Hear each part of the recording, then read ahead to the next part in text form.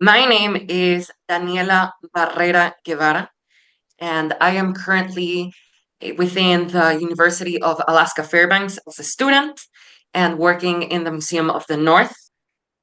I was born and raised in Veracruz, Mexico, and I lived most of my childhood there. When I was really young, I loved dinosaurs. They were just my passion.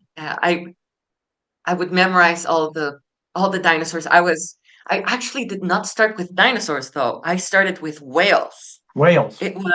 I think whales were what pushed me into paleontology, um, because I lived on a coastal city and whales were pretty Yeah. significant they're pretty rare. And I remember this one time when I was pretty young, it made it into the news that a sperm whale, a cachalot, was near the coasts, and that was my favorite animal at the time.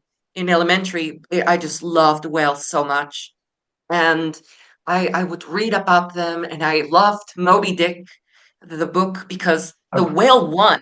It's I not the read it. humans that won that were hunting it; it was the whale.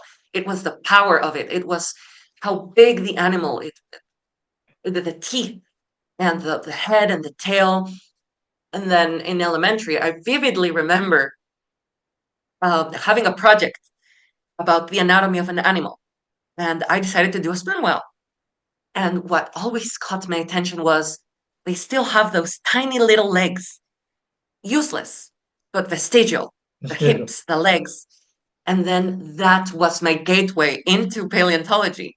It was, if they still have those legs, if they still have those hips, it is a gateway into the past of what once was. Yes. And then getting to learn about how they were terrestrial, how they used to have tiny little flippers. Yeah. And then that's where my interest for dinosaurs arose.